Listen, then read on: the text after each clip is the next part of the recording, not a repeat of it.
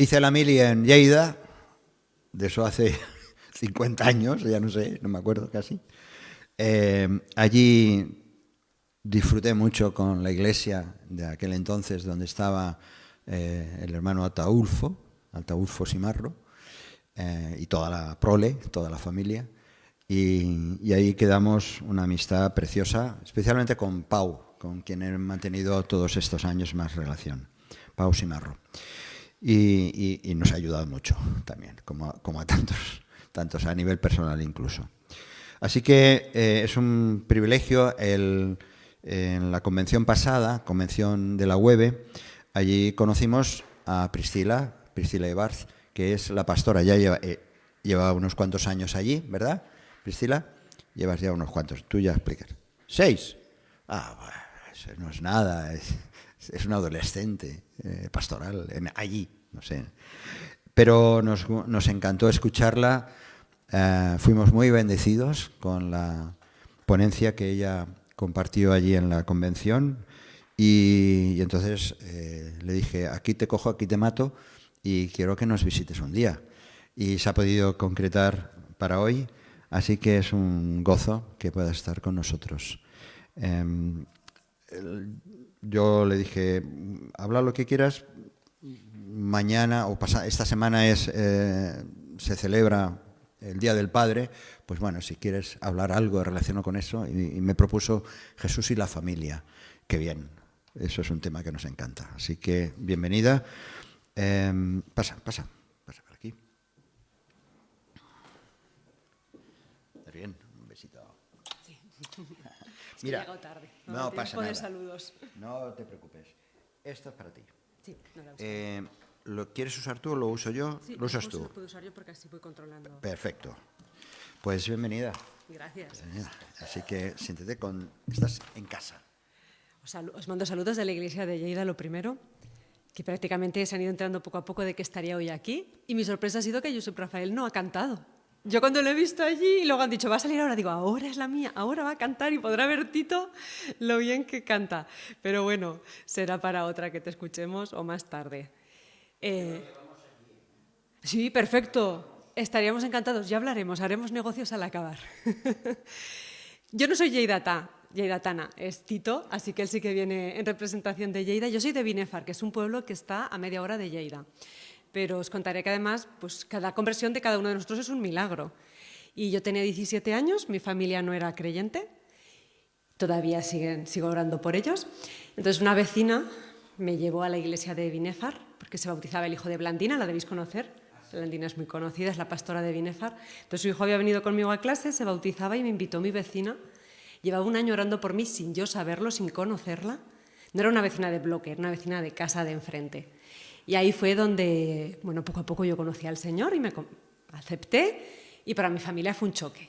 Así que para mí tratar el tema de Jesús y la familia es algo súper personal porque mi familia en la fe, no quiero decir que sea más importante que mi familia en la sangre, pero ha llegado a ser tan importante como mi familia en la sangre porque he experimentado lo que significa entregar tu vida a Jesús y que Él te dé una nueva familia sin restar. Entonces, no sé, cuando he visto a los niños yo pienso, yo es que no tuve escuela dominical de niña. Yo entré a la iglesia con 18 y prácticamente ya entré en la escuela dominical de adultos. Qué privilegio tener niños en la iglesia que aprendan desde pequeños. Pero bueno, cada uno con nosotros tiene un plan. Entonces, cuando yo acabé mi plan bíblico de lectura anual, yo leo la Biblia en un año, pues acabé en Malaquías. Y no sé si os acordáis cómo acaba Malaquías 4:6, que es el último versículo. Voy a pasar a la siguiente diapositiva. ¿Es con la flecha de arriba? Ah, la de abajo, perdón, yo es que voy al revés. Ahí. Malaquías 4:6. Lo voy a ir poniendo todos los textos. No están literales como en la Biblia. Yo he quitado algunas palabras para ir a las ideas y así no tenéis tanto texto, pero podéis tomar las citas o leerlas en vuestra Biblia, lo que queráis. Malaquías 4:6 dice: Él hará volver el corazón de los padres hacia los hijos y el corazón de los hijos hacia los padres. No sea que yo venga y hiera la tierra con maldición. Y para mí esta era la promesa para el 2024. Mi padre murió hace 1 año y medio y siempre se había reservado mucho su opinión en cuanto a la fe y el Señor me dio pequeñas señales el día de su muerte de que realmente era un Nicodemo en secreto y a su manera había creído. Y para mí fue la clave de que no soy yo la que convierte a mis padres. No soy yo la que se ofusca y se frustra porque no ve nada. Es Dios el que hace la obra en secreto y lo revela en el momento. Así que mi padre fue el primer fruto, ha pasado póstumo, por decirlo así, de que creía. Pero cuando el Señor acabó el año y me da esta promesa para el año que viene, dije, vas a hacer grandes cosas, Señor. Solo tengo que esperar y ver lo que tú vas a sacar a la luz. Así que sabéis que el Antiguo Testamento acaba precisamente con este versículo, 400 años de silencio y llega Jesús.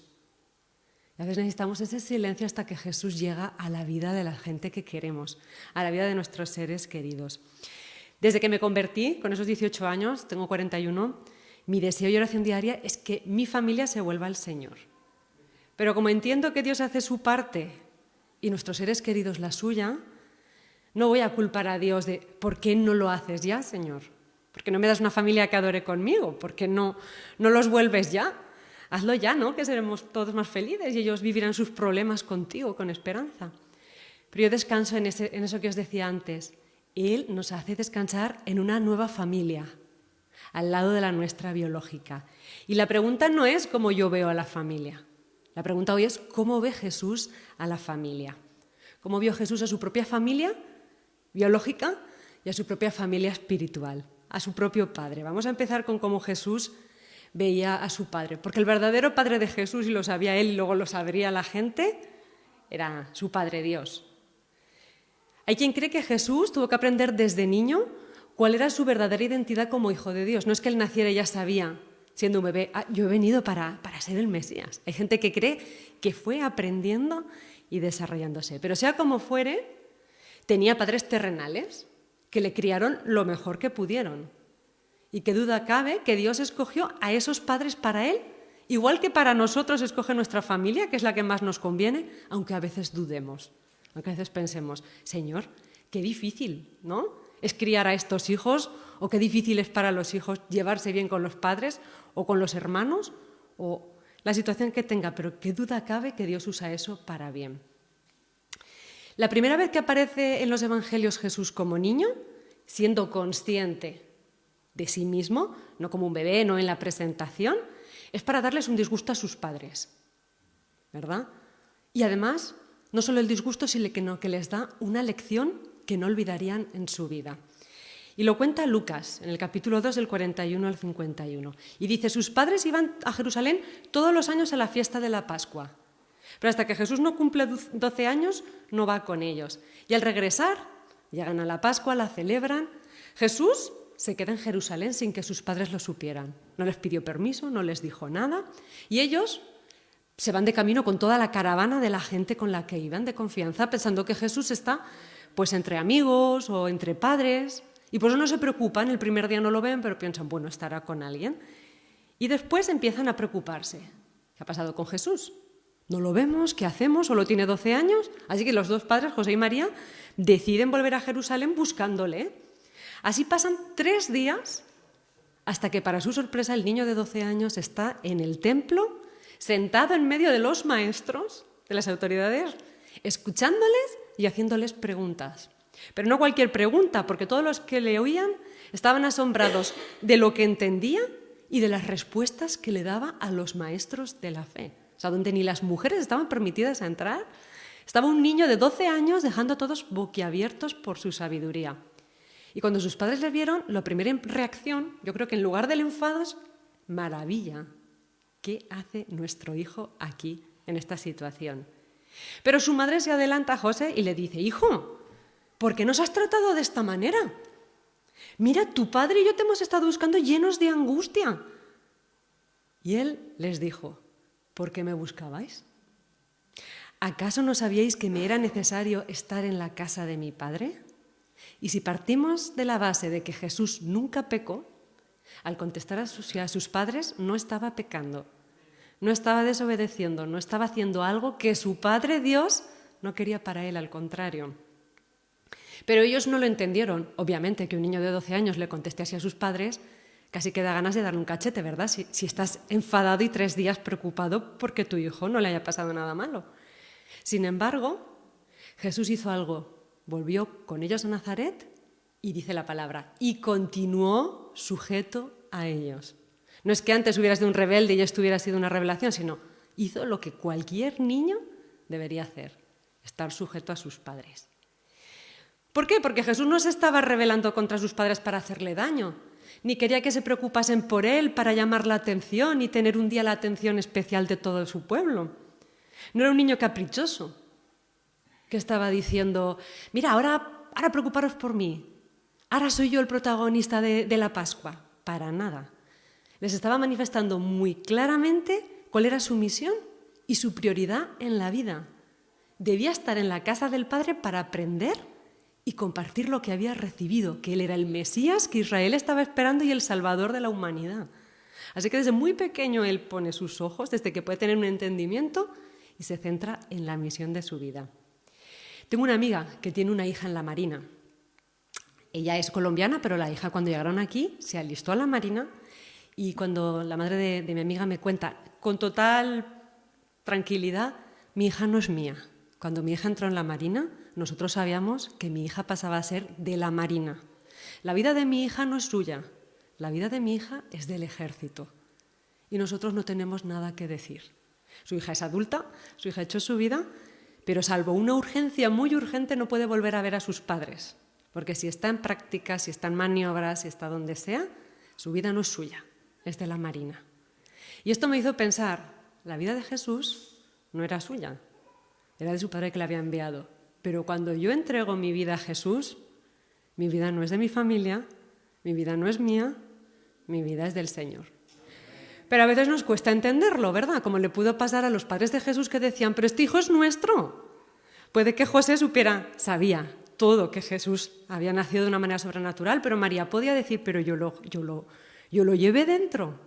Y las madres lo sabéis, yo lo he sentido, yo sé quién es este niño, yo lo he visto crecer, yo lo he cuidado, yo le he cambiado los pañales y ahora me dice que en casa de su padre debía estar a pesar de lo preocupados que estábamos.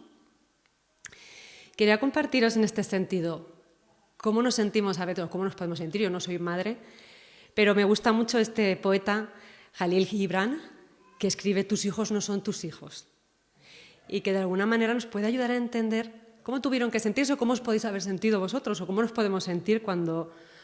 Lo que me pasó a mí no fueron mis padres los que se convirtieron y no yo, sino yo la que de alguna manera rompí el cordón umbilical con mis padres cuando me convertí. Y podemos entender mejor cómo era esa situación entre Jesús y sus padres. Dice Gibran, no vienen de ti, sino a través de ti. Y aunque estén contigo, no te pertenecen. Puedes darles tu amor, pero no tus pensamientos, pues ellos tienen sus propios pensamientos. Puedes abrigar sus cuerpos, pero no sus almas, porque ellos viven en la casa del mañana, que no puedes visitar ni siquiera en sueños. Puedes esforzarte en ser como ellos, pero no procures hacerles semejantes a ti, porque la vida no retrocede ni se detiene en el ayer. Tú eres el arco del cual tus hijos, como flechas vivas, son lanzados. Deja que la inclinación en tu mano de arquero sea para la felicidad. Y me encantó porque pienso, qué difícil tuvo que ser para esos padres dejar que su hijo se posicionara de tan pequeño y no hubiera nada capaz de distraerlo de su misión. Pero qué difícil, ¿verdad?, humanamente, separarnos de nuestra familia cuando nosotros tenemos un camino que Dios nos marca y a veces no va en paralelo al de nuestra familia. Pero como os decía, el texto de Lucas sigue diciendo que después de aquello Jesús actuó como cualquier hijo hubiera debido hacerlo a los 12 años. Todavía continuó sujeto a ellos y no pecó. Pero entonces, ¿cuándo hay que dejar casa, padre, madre, hermanos, hijos? Según la Biblia. Ya sabemos lo que dice el Génesis. El hombre se unirá a su mujer, será una sola carne y dejará a su padre y a su madre. Pero hay otro texto más porque no todo el mundo se casa. Y no todo el mundo tiene que esperar a casarse para dejar casa, padre, madre. Mirad lo que dice Jesús cuando enseñaba a sus discípulos que los ricos, por el amor a sus riquezas, difícilmente entrarían en el reino de los cielos. No por ser ricos, sino porque amaban más las riquezas que a Dios. Y Pedro no lo entendió. ¿Sabéis por qué? Porque como buen judío, él creía que la prosperidad económica era una señal de la bendición de Dios. Entonces, si los ricos son bendecidos por Dios, ¿cómo no van a entrar en el cielo? Si se supone que todo lo bueno viene de Dios y también el dinero, ¿cómo es posible que un rico no entre en el cielo? ¿Qué contradicción hay? Y le dice Pedro a Jesús en Lucas 18, «He aquí, nosotros hemos dejado nuestras posesiones y te hemos seguido». Literalmente, Pedro había dejado sus redes, su trabajo, su padre, que trabajaba con ellos, con los jornaleros, había dejado a su mujer con su familia y le dice, lo hemos dejado todo. ¿Y qué nos espera a nosotros? Y Jesús les dice, os aseguro que nadie que haya dejado casa o padre o hermanos o mujer o hijos por el reino de Dios, que no haya de recibir mucho más aquí, muchos más padres, madres, hermanos, hijos, esposa no, porque ya no somos polígamos, pero en el sentido de que no haya de recibir familia y casa y en el siglo venidero la vida eterna. ¿Qué recompensa más completa? Le dice Jesús. ¿Vais a dejarlo? Claro que sí. No va a ser fácil convivir si vuestra familia y demás no puede seguiros en el Evangelio. Pero no os preocupéis. Es que todo el que lo deje recibe multiplicado. Y allá donde esté y allá donde vaya, da igual si seguimos en nuestra ciudad, da igual si nos vamos a otra ciudad, allá donde hay iglesia, tenemos familia en la fe. Allá donde hay otro país, aunque hablen otro idioma, allá donde hay iglesia, encontramos familia. Y es verdad, lo puedo decir y lo sabemos, ¿verdad? Y la gente que viene y la que recibimos, ¿no queremos que se sienta como en familia? ¿Como en casa? Aunque no sea su casa. Pero Jesús es muy claro, hay que dejarlo todo para seguirle. No se puede recibir 100 veces más si no estás dispuesto, a causa de Él, dejarlo todo para seguirle y recibirlo. ¿Está llamando Jesús a descuidar la familia? Para nada, no está diciendo que descuides a tu padre, a tu madre, a tus hijos, no está diciendo que los dejes por perdidos, no. Está diciendo, si vamos un versículo atrás, hablándole él al rico en el versículo 20, por el rico venía la enseñanza y le dijo, debes cumplir el mandamiento de honrar a tu padre y a tu madre para que puedas recibir la vida eterna. Así que no está diciendo, olvídate de los tuyos, no. Ahora vamos a ver que algo más estaba enseñando Jesús conforme está avanzando para que toda la enseñanza fuera completa. Había que aborrecer a padre y madre. Parece una contradicción, ¿verdad? Primero le dice, honra a tu padre y a tu madre, para que te vaya bien, para que heredes la vida eterna. Tienes que dejarlo todo para poder recibir todo lo que te voy a dar, pero tienes que aborrecer a padre y madre. A ver, ¿dónde me quedo? ¿Con qué me quedo? ¿Qué tengo que hacer? Pero Jesús dice, sigo en Lucas siempre, Lucas 14, cuando las grandes multitudes le acompañaban, no se lo dijo a unos pocos en un contexto reducido, porque solo unos pocos elegidos tenían que aborrecer a su padre y a su madre. Se lo dice la multitud de gente que quizá no era erudita ni mucho menos, era gente sencilla. Y les dice, si alguno viene a mí, la primera condición es, si alguno quiere ir detrás de Jesús, no si alguno quiere ir detrás de un local, quiere montar su propia iglesia, no. Si alguno quiere seguir a Jesús y no aborrece a su padre, a su madre, a su mujer e hijos, a sus hermanos y hermanas, y mirad, y aun hasta su propia vida, no puede ser mi discípulo. ¿Se ha pasado, no? ¿Qué condición les está diciendo Jesús? ¿Qué radical era Cristo? Yo creo que no se le movía el flequillo cuando decía estas cosas. O sea, las decía y decía, bueno, el que a buen entendedor pocas palabras bastan. Y les dice, este es el precio del discipulado. Discipulado es seguir a Jesús. Y debe quedar claro. El verdadero discípulo viene a Cristo sin reservas. Muchas veces dijo, no puede poner la mano en el arado y mirar atrás a ver qué queda. Sin reservas. Poniéndole en el primer y único lugar. ¿Os imagináis cuando os casáis que te dijera tu pareja, mira, yo te amo mucho a ti, pero también amo a Manolita, Pepita, Juanita? ¿Verdad que diríamos, o me amas a mí o amas a las demás? Cristo nos dice de alguna manera eso, yo soy el primero y el único. O me amas a mí o no eres digno de mí, no puedes venir conmigo. Pero nadie nos puede pedir un compromiso personal y una adhesión tan radical si no fuera Dios. Y si Jesús no fuera Dios, No podría estar diciéndole a la gente, yo soy el primero y el único. Tu primer y único Señor, tu primer y único Salvador. El único que da la vida por ti. Os he hecho la comparación con tu esposa, pero ya me entendéis, hay una distancia entre el amor que tenemos por nuestras parejas y el amor que Dios pide de nosotros. Porque Él es Dios y es el único Dios que puede haber en nuestra vida y que podemos tratar como Dios. Si no fuera así, si Jesús no fuera Dios, estaría pidiendo algo que era una idolatría y una locura para cualquier judío, incluso para nosotros hoy. Pero Jesús les habla diciendo, yo soy Dios y yo os puedo pedir esto con toda conciencia de causa. Por eso digo, cuidado, no confundamos a Cristo y nuestra lealtad a Él con el activismo que en su nombre nos aleja de la familia. Hay iglesias que llegan a tener esos programas tan plenos que no tienes ni un día para comer con tu familia con tranquilidad, hacer una sobremesa y compartir. O no tienes tiempo para decidir un día, si te necesitan en un momento dado, poder decir, bueno, en este momento tengo que ir porque no tienen a otra persona y tengo que ir yo. O si pasa algo grave, no, es que no confundamos el activismo con lo que Cristo estaba diciendo de seguirle a Él. Y además, para que lo entendamos mejor, Jesús usa la fuerte palabra aborrecer a conciencia, porque muestra una gran distancia entre la lealtad a Él y todo lo demás. Pero en este contexto entendemos aborrecer como amar menos, posponer en amor o estima y no literalmente, dicen los estudiosos. Amar menos o posponer en amor o estima. Los mandamientos ya lo dice, amarás a Dios por encima de todas las cosas y mirar que es claro, y al prójimo como a ti mismo. Pero el amor a Dios está incluso por encima del amor a lo que yo quiero. Y para que quedase claro, para que no solo sea aborrezco a mi familia, dice Cristo, es que tenéis que aborrecer vuestra propia vida.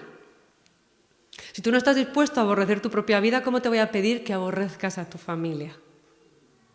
En el sentido de amarla menos. Y no por eso cuando Cristo nos dice aborrece tu vida, yo no me quito la vida, yo no me hago daño para vivir para Él, sino que decido que mis deseos no estén por encima de los deseos de Cristo. Y así sí que podemos entender mejor, ¿verdad?, lo que Cristo estaba diciendo con aborrecer. Si no soy capaz de ponerle a Él por encima de mis deseos, no soy capaz de seguirle con la condición que Él me pone, por encima de todo. Y aún lo clarifica más. Me voy al Evangelio de Mateo, en Mateo 10. El que ama a padre o madre más que a mí, no es digno de mí. El que ama a hijo o a hija más que a mí, no es digno de mí. Y sigue. Y el que no toma su cruz y sigue en pos de mí, no es digno de mí. Y esto ya es muy personal. Si yo no tomo mi cruz, no soy digno de Él. El que haya su vida, la perderá. El que crea que ya ha hallado la felicidad en la tierra, que ya tiene trabajo, ya tiene una casa bonita, el coche de sus sueños, ya tiene sus vacaciones pensadas para este año, todo lo que tú quieras. Si crees que esa es la verdadera vida, Dios te dice, ¿la perderás? Llegará un momento en que la perderás y que te quedará. Y el que pierde su vida por causa de mí, el que da su vida para seguirle a Él, para vivir la vida que Él da, la hallará. Así que Jesús no andaba con medias tintas, o dentro o fuera. ¿Por qué? Porque sabía que la conversión a veces es una separación, muchas veces. Si tu familia no se convierte contigo, va a ser una separación. Por eso yo insisto mucho a la gente, cuidado, porque Jesús habla muchas veces del matrimonio con personas no creyentes.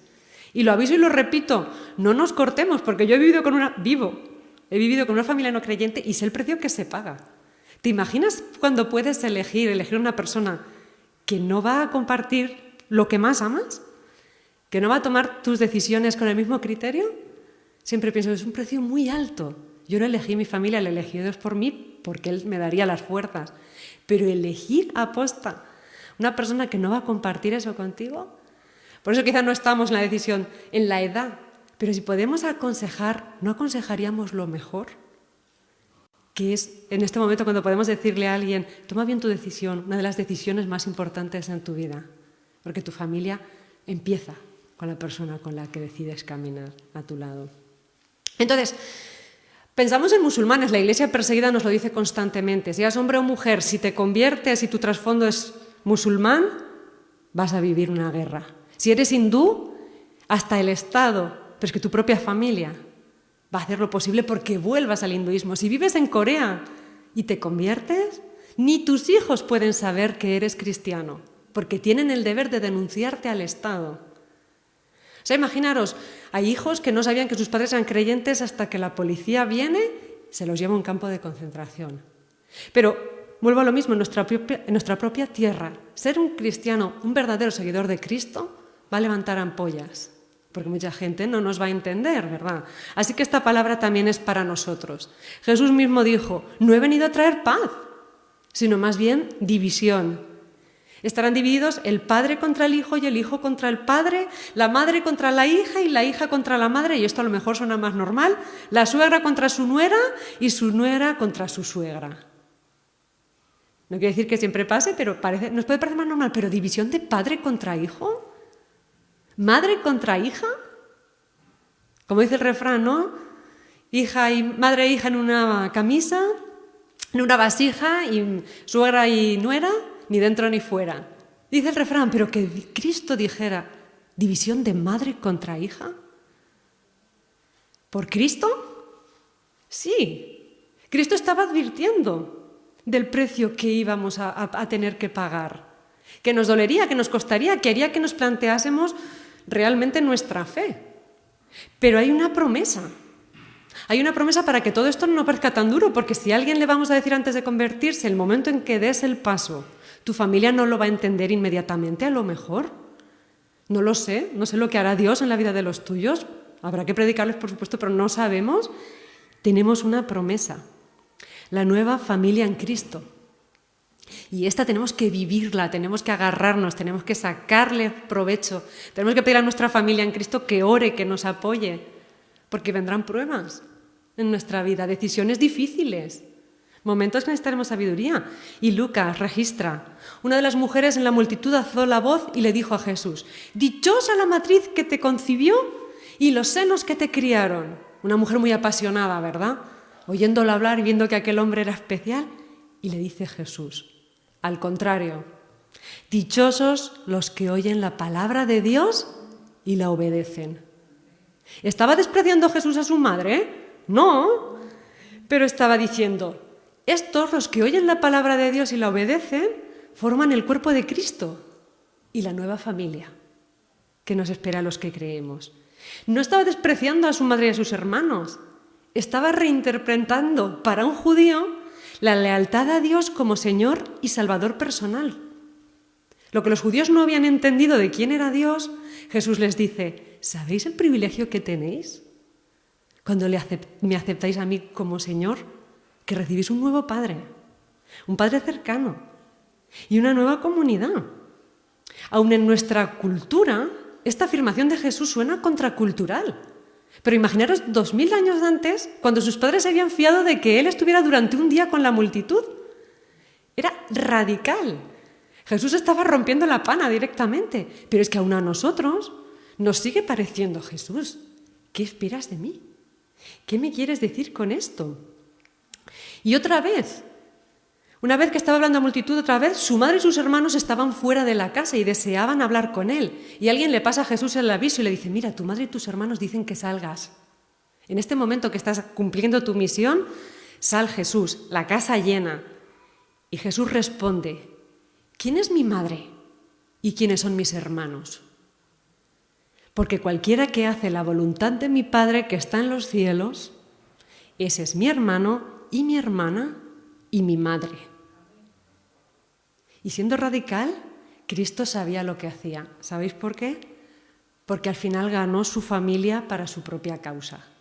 Así que esta es una promesa de esperanza de que Cristo no se desvió ni un segundo de su misión, no pecó y su madre y sus hermanos creyeron en él. No sabemos nada de José. A lo largo de la Biblia ya parece que era mayor cuando se casó con María y por eso no vuelve a aparecer. No tenemos ninguna constancia de que estuviera siguiéndole o no, no sabemos por la Biblia. Pero su propia familia, su madre y sus hermanos sí. Al final de su vida, a los pies de la cruz, ¿quién estaba? Su madre María. Registra Juan, capítulo 19. Y cuando Jesús vio a su madre desde la cruz, agonizando, yo me imagino el dolor de María, pero el dolor de Jesús, de ver que su madre estaba allí viéndolo en un sufrimiento que difícilmente era soportable. Y Jesús ve a su madre y al discípulo a quien él amaba, a Juan, que estaba allí cerca y dijo a su madre, imaginaros que no podía respirar, se estaba ahogando literalmente, tenía los pulmones llenos de agua y aún así sus últimas palabras son para su madre. Mujer, he ahí tu hijo. Y después dijo al discípulo, he ahí tu madre. Y desde aquella hora el discípulo la recibió en su propia casa. Es verdad que el amor de una madre no pasa, sea cual sea el comportamiento de un hijo, yo creo que es difícil, por no decir imposible, dejar de amarla. Pero la cuestión es, María, si tenía otros hijos, como hemos visto, los hermanos de Jesús estaban esperando, ¿por qué Jesús, extenuado y a punto de morir, encomienda a su madre a Juan, si María tiene hijos biológicos? Porque la nueva familia de la fe puede llegar en ocasiones donde no puede llegar la familia de la sangre. Puede ser que en un momento dado vivas fuera de tu familia o que hayas perdido a tu familia y la familia de la fe puede llegar a ocupar ese lugar de padre, de madre, de hermano, de hijo para las viudas, abuelos para niños que no los tienen. Y Jesús lo sabía, probablemente quería asegurarse de que su madre siguiera el nuevo camino al Padre que él había abierto. Y con el apoyo de la nueva comunidad de la fe se aseguraba de que su madre no solo viviera cuidada y protegida bajo un nuevo techo, sino bajo el techo de su Padre celestial. Qué importante que Jesús se preocupó por su madre hasta el último momento, física y espiritualmente.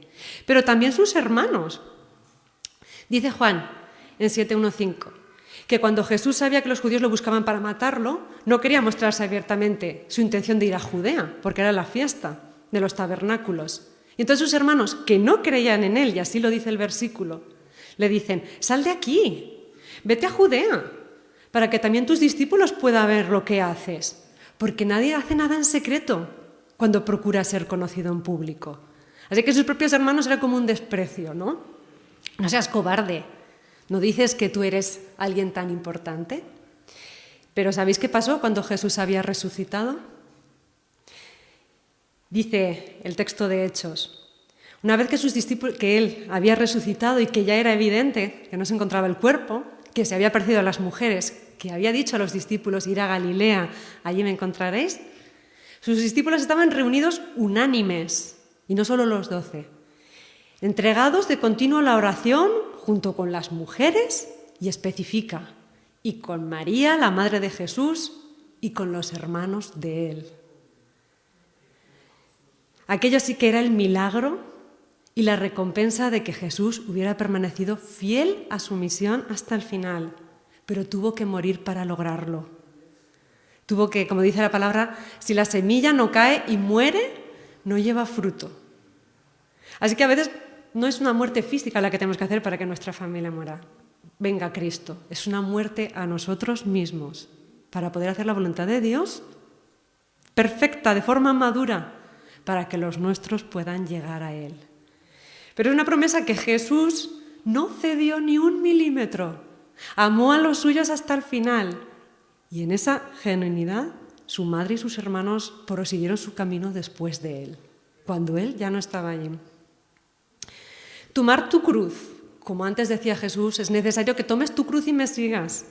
Puede ser parte de posicionarte ante tu familia y darle el primer lugar a Dios. Quizá tu cruz pueda ser esa, que tengas que posicionarte y decir, yo te sigo, Jesús, por encima de todos. Pero Jesús nos enseñó que buscar el reino de Jesús y su justicia implica que todas las demás cosas nos serán añadidas. Solo Dios sabe, yo no puedo decírtelo, creo que hay muchas promesas en la palabra, pero yo no puedo asegurarte de que toda tu familia aceptará al Señor. No lo sé, y a veces igual ni nosotros lo sabremos y solo los veremos en el cielo. Pero lo que sí sé es que Jesús dice que no te faltará una nueva familia. que podrá llegar a darte lo que quizá tú no puedas recibir de tu familia física en la tierra. Igual se convierten hasta después de ti. No lo sé, pero Él dice, no te va a faltar. Y entonces, para acabar, ¿cómo es la familia de la fe? Ya según el apóstol Pablo. ¿Cómo es esa familia? ¿Cómo vamos a vivirla? No es tan diferente de la familia de la sangre. Y de hecho, el apóstol Pablo la compara con nuestras relaciones familiares, porque ya estamos acostumbrados y ya de forma natural, ¿verdad? Aprendemos muchas veces, no siempre, a tratarnos con amor. No digo siempre, porque ojalá la familia fuera siempre buena, pero él dice, escribe a su hijo espiritual Timoteo y le dice, no trates con dureza al anciano, al contrario, aconséjalo como si fuera tu padre, con el respeto que le debes a tu padre, que es obvio. Trata a los jóvenes como si fueran tus hermanos. Trátalos con el mismo cariño que si fueran a heredar contigo lo que te puedan dejar tus padres. Trátalos como alguien que merece tener a alguien cercano que le aconseje. A las ancianas, trátalas como a tu madre, a tu propia madre, para que tengas ese respeto y entiendas que tienes muchas nuevas madres cuando llegas a la familia de la fe. A las jóvenes como si fueran tus hermanas, con toda pureza, no queriendo aprovecharte de ellas, a ver si la ligo, no, sino con pureza, con decencia, con cariño y con respeto. Aprende que no son objetos, son tus hermanas, como en la sangre. ¿Qué responsabilidad le daba? Y aunque pueda parecer evidente, Pablo decía, aprende a vivir en una nueva familia. Ayuda a las viudas que no tengan a quién recurrir. Pero mira lo que le dice Pablo para que no olvide la primera responsabilidad que tiene Timoteo. Ocúpate de los tuyos. Y salto al versículo 8. Pues quien no se preocupa de los suyos y sobre todo de los de su propia familia, ha negado la fe y es peor que los que no creen. Así que tenemos una doble responsabilidad en el momento en que nos convertimos. No significa que le doy totalmente la espalda a mi familia, porque ¿cómo creerán si no hay quien les predique? ¿Y cómo verán a Cristo si yo no lo encarno? Pero al mismo tiempo, si tienes que elegir tu primera lealtad, elige a Cristo y todo lo demás te será añadido. Y ahora vas y lo pones en práctica, porque si salimos de aquí igual que hemos entrado, difícilmente va a ser que Cristo pueda ser tu primera lealtad y tu primera causa. Así que 3 conclusiones y con esto acabo. Tu primera lealtad, siempre y por encima de todo, a Cristo. Ocúpate de tu familia biológica, en lo que está en tus manos. Y por último, trata a tu familia de la fe como si fuera tu propia familia. Y quizá te cuesta porque piensas, pero es que me llevo muy mal con mi familia biológica. Perdónalos. Empieza a tratar tu vida por ahí. El otro día me contaba un hermano católico, para que veáis, lo considero hermano porque realmente creo que cree en Cristo, y decía, sí, yo le doy mi vida a Cristo. Yo le doy mi vida a Cristo y entonces Cristo viene y te va con su caballo, ¿no? Y tú vas con Cristo. Y te lleva al piso de tu cuñada y te dice, ahora vamos a subir al cuarto. ¿Para qué, Jesús? Porque vas a pedirle perdón a tu cuñada. Y él le decía, ¿sabes qué? Dame las riendas de mi carro que ya me lo llevo yo. Entonces, si le damos las riendas de Jesús a Jesús de nuestra vida, pero cuando nos lleva a pedir perdón o a perdonar o a arreglar o a simplemente pasar por debajo para que Él pueda pasar por encima, entonces no es nuestro Señor, sino solo un vasallo. Así que espero que, igual que yo me lo tengo que aplicar cada día, yo os lo aseguro, os sigo diciendo, a veces es muy difícil tener que conciliar el querer posicionarnos delante del Señor y tomar prioridades, pero Jesús no nos ha dejado solos y no nos ha dejado sin ejemplo. Él dijo que estaría con nosotros todos los días del mundo, todos los días de nuestra vida hasta el fin del mundo. Así que si os parece, me gustaría que acabásemos orando, que cada uno pueda tomar 2 minutos de silencio. Vamos a hacerlo en silencio para que cada uno pueda orar. No con mi oración, porque es mía, Jesús, pero me gustaría que cada uno pueda tomar esos 2 minutos y pedirle a Dios, muéstrame si hay algo que tengo que arreglar en mi familia. Quizás una sola cosa, un primer paso, pero pídele que te enseñe el primer paso que quiere que des, si hay algo que tienes que arreglar, si hay algo que tienes que perdonar, si hay algo que tienes que pedir perdón, porque Él no te va a dejar indiferente, no te va a dejar igual y quiere que tu familia contigo no solo sea salva, sino que persevere hasta el final. Que hasta que Él venga o nosotros vayamos a Él, todos podamos perseverar y seamos de ayuda para que nuestra familia persevere con nosotros. Y después termino con una oración, si os parece, y así podemos acabar juntos. Vamos a tomar 2 minutillos.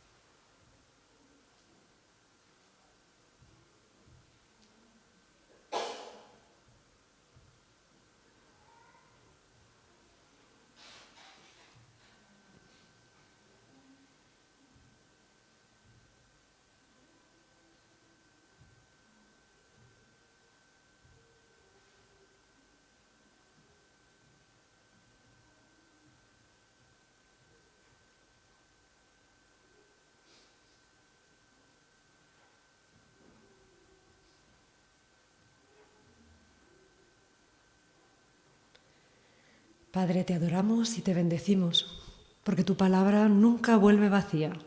Y no es por nosotros, sino por tu Espíritu Santo que obra en cada uno de los que la oyen, Señor.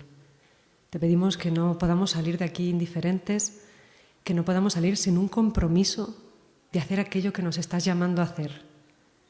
Danos la fuerza, la voluntad, acompáñanos como haces siempre, hazte presente en nosotros, para que aquello que hasta ahora haya sido una barrera o una inseguridad o un problema, Señor, se convierta en una oportunidad de reflejarte en nuestras vidas, en las de nuestras familias y en nuestra familia de la fe. Gracias, Señor, porque podemos contar contigo y no nos miras con desprecio cuando fallamos o cuando caemos. Tú eres real, Jesús. Tú eres real y queremos que te manifiestes como eres, como hermano, como Señor y Salvador de nuestras vidas. Gracias, en el nombre de Jesús. Amén. Si este mensaje te ha bendecido o te ha ayudado en algo, puedes suscribirte a nuestro canal de YouTube.